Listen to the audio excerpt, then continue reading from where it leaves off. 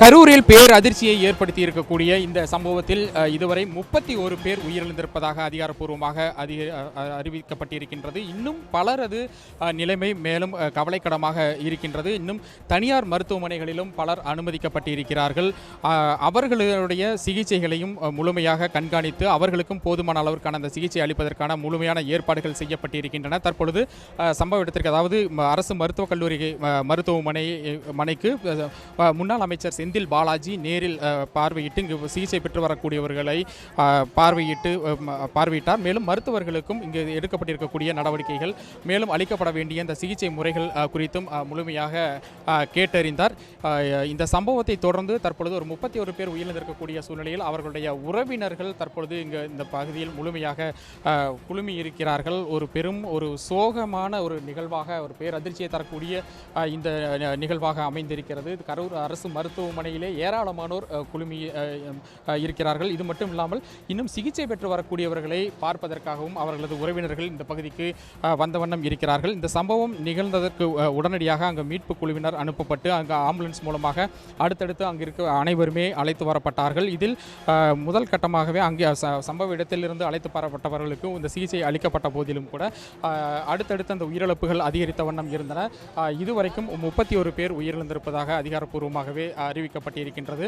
தனியார் மருத்துவமனைகளில் சிகிச்சை பெற்று வரக்கூடியவர்களுடைய முழுமையான மருத்துவ செலவையும் அரசே ஏற்கும் என்றும் முன்னாள் அமைச்சர் செந்தில் பாலாஜி தற்போது தெரிவித்திருக்கின்றார். செந்தில் பாலாஜியுடன் மாவட்ட ஆட்சியரும் நேரில் வருகை தந்து இங்கு மருத்துவ குழுவினர் அளித்து வரக்கூடிய அந்த சிகிச்சை முறைகளையும் பார்வையிட்டு அவர்களுக்கும் ஆலோசனைகளை வழங்கியிருக்கிறார்கள். கரூர் அரசு மருத்துவக் கல்லூரி மருத்துவமனை பொறுத்தவரைக்கும் தற்பொழுது பணியில் இருக்கக்கூடிய மருத்துவர்கள் மட்டுமில்லாமல் கூடுதலான மருத்துவர்களும் அண்டை மாவட்டங்களில் இருந்தும் அதே போன்று மற்ற சிகிச்சை பணி முடித்து வீடு திரும்பியவர்களையும் உடனடியாக பணிக்கு வருமாறும் அறிவுறுத்தப்பட்டு அவர்களும் தற்பொழுது பணிக்கு வந்திருக்கிறார்கள். ஆக அனைத்து மருத்துவர்களுமே தற்போது முழு வீச்சில் பணியில் ஈடுபட்டிருக்கிறார்கள். இருக்கக்கூடிய ஆபத்தான நிலையில் இருக்கக்கூடியவர்களை எப்படியாவது காப்பாற்றிவிட வேண்டும் என்ற ஒரு முழு முனைப்போடு தான் தற்பொழுது அந்த அவசர சிகிச்சை பிரிவு இயங்கிக் கொண்டிருக்கின்றது. இன்னும் பல மருத்துவமனைகளில் சிகிச்சைக்காக அனுமதிக்கப்பட்டவர்கள் ஆம்புலன்ஸ் மூலமாக இங்கு அழைத்து வரப்படக்கூடிய அந்த காட்சிகளை நாம் தொடர்ச்சியாக பார்த்து கொண்டிருக்கின்றோம். தொடர்ச்சியாக இந்த அரசு மருத்துவக் கல்லூரி மருத்துவமனையில்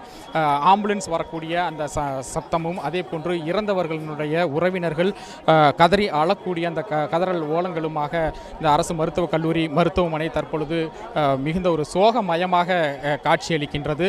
விஜயை நேரில் பார்த்துவிட வேண்டும் என்ற துடிப்புடன் வந்திருந்த பெண்கள், முதியவர்கள் மற்றும் குழந்தைகள் என முண்டியடித்து அந்த பகுதியில் குழுமி இருந்தவர்களில் இதுபோன்ற ஒரு மிக பெரும் துயர சம்பவம் நிகழ்ந்திருக்கின்றது. இந்த துயர சம்பவத்தை தொடர்ந்து தற்பொழுது அந்த மீட்பு பணிகள் மற்றும் உயிரிழந்தவர்களை காப்பாற்றுவதற்கான அந்த முழு மூச்சில் மாவட்ட நிர்வாகமும் அரசும் தற்பொழுது ஈடுபட்டு வருகிறது. ஒரு சோகமயமான காட்சியாகத்தான் இந்த அரசு மருத்துவக் கல்லூரி மருத்துவமனை என்பது தற்போதைய வரைக்கும் நீடித்து கொண்டிருக்கின்றது. ஏற்கனவே பணியில் இருந்த மருத்துவர்களுடன் கூடுதலான மருத்துவர்களும் தற்பொழுது வரவழைக்கப்பட்டிருக்கிறார்கள்.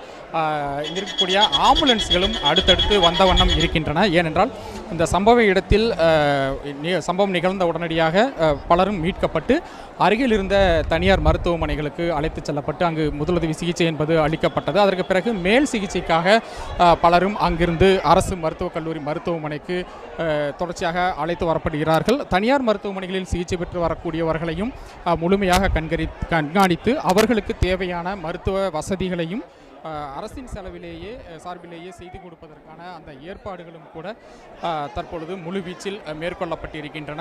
இங்கு நூற்றுக்கணக்கான மக்கள் இந்த பகுதியில் திரண்டு இருக்கிறார்கள். உயிரிழந்தவர்களுடைய உறவினர்கள் ஒரு புறம் கதறிக்கொண்டிருக்கிறார்கள். மருத்துவமனையில் சிகிச்சை பெற்று வரக்கூடிய ஆபத்தான நிலையில் இருக்கக்கூடிய உறவினர்களுடைய அவர்களும் தங்களுடைய உறவினர்களை எப்படியாவது காப்பாற்ற வேண்டும் என்ற ஒரு முனைப்புடன் அவர்களும் இந்த பகுதியில் குழுமிக் கொண்டிருக்கிறார்கள். அவர்கள் அனைவரையுமே ஒழுங்குபடுத்தக்கூடிய அந்த பணியில் போலீசாரும் தற்பொழுது ஏராளமான அளவில் மருத்துவமனை வளாகத்தில் குவிக்கப்பட்டு அதை முழுமையாக கட்டுப்படுத்தக்கூடிய அந்த பணியிலும் அவர்கள் ஈடுபட்டு இருக்கிறார்கள். சற்று நேரத்திற்கு முன்பாகத்தான் முன்னாள் அமைச்சர் செந்தில் பாலாஜி இந்த அரசு மருத்துவக் கல்லூரி மருத்துவமனைக்கு வருகை தந்திருந்தார்.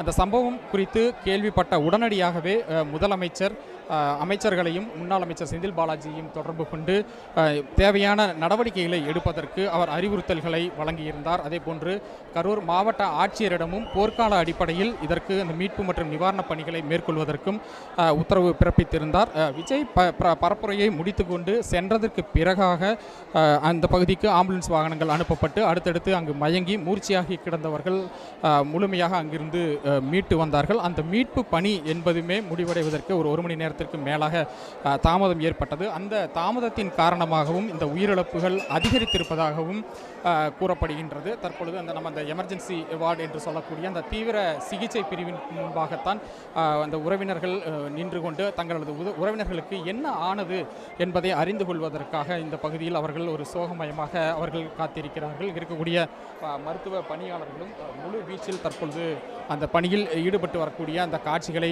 நம்மால் காண முடிகின்றது. இந்த சூழ்நிலையில் தான் முதலமைச்சரும் நேரடியாக இந்த விவகாரம் குறித்து கேட்டறிந்து இந்த பணிகளை முழுமையாக முடுக்கி விட்டுள்ளார். நாளை அவரே நேரில் இங்கு வந்து இங்கு இருக்கக்கூடிய பாதிக்கப்பட்டவர்களை நேரில் பார்ப்பதற்கும் அவர்கள் தயாராகி இருக்கின்றார். அதற்கு முன்பாக தற்பொழுதும் கூட உயர் அதிகாரிகளுடனும் கூட அவர் ஆலோசனையில் ஈடுபட்டு வருகின்றார். மேலும் போர்க்கால அடிப்படையில் விரைந்து இந்த பணிகளை மேற்கொள்வதற்கும் தேவையான மருத்துவ சிகிச்சைகளை அளிப்பதற்கும் கூட அவர்கள் உத்தரவுகளை பிறப்பித்திருக்கிறார்கள். உயிரிழந்தவர்களுடைய தற்போது இந்த ஒரு அழுகுரலோட ஆதங்கத்துடனும் என்ன நடந்ததோ என்ன ஆனதோ என்ற உடனுக்குடன் செய்திகளை தெரிந்து கொள்ள சன் நியூஸ் பெல் ஐகானை கிளிக் பண்ணுங்க.